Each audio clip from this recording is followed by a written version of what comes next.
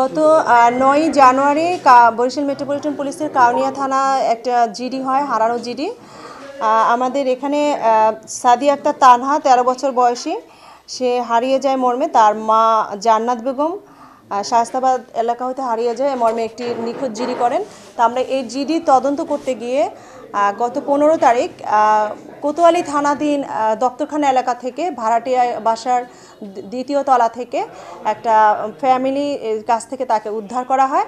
তো তাকে উদ্ধার করার পর তার কাছ থেকে চাঞ্চল্যকর তথ্য বেরিয়ে আসে যে যাদের কাছে উনি ছিলেন, ভিকটিম ছিল, তারা হচ্ছে কোনো আত্মীয় স্বজন না, তারা একটা মানব পাচার চক্র।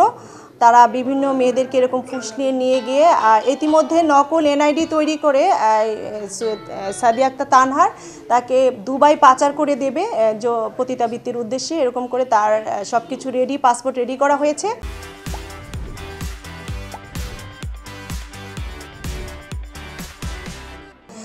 শীঘ্রই তাকে দেশের বাইরে পাচার করে দেওয়া হবে। তো আমরা উদ্ধার করার পর এগুলো জানতে পারি। এরপর ৩ জন অ্যারেস্ট আছেন, জুথি, সুইটি এবং আলামিন। এরা হচ্ছে একটা চক্র, নকল এনআইডি তৈরি করে বিভিন্ন জায়গা থেকে তারা এরকম আত্মীয় স্বজন পরিচয় দিয়ে ভাড়া থেকে দেশের বাইরে এরকম মেয়েদের পাচার করে দিচ্ছে। তো তাদের এই সংক্রান্তে কাউনিয়া থানায় মানব পাচার আইনে মামলা হয়েছে এবং প্রাথমিকভাবে তারা ঘটনার সত্যতা স্বীকার করেছেন আর তাদের বিরুদ্ধে আইনানুগ ব্যবস্থা প্রক্রিয়াধীন। এই চক্রটা হচ্ছে আমরা যাচাই করতেছি তাদের দেওয়া তথ্য এবং ঠিকানা অনুযায়ী। আমরা বুঝতেছি যে সারা বাংলাদেশে তারা এরকম করে থাকে। এটা একটা বিশাল চক্র, এ ব্যাপারে আমরা তদন্ত করতেছি, আমাদের কার্যক্রম প্রক্রিয়াধীন আছে। আমরা একটা চক্র, এর সাথে আরও অনেকেই জড়িত।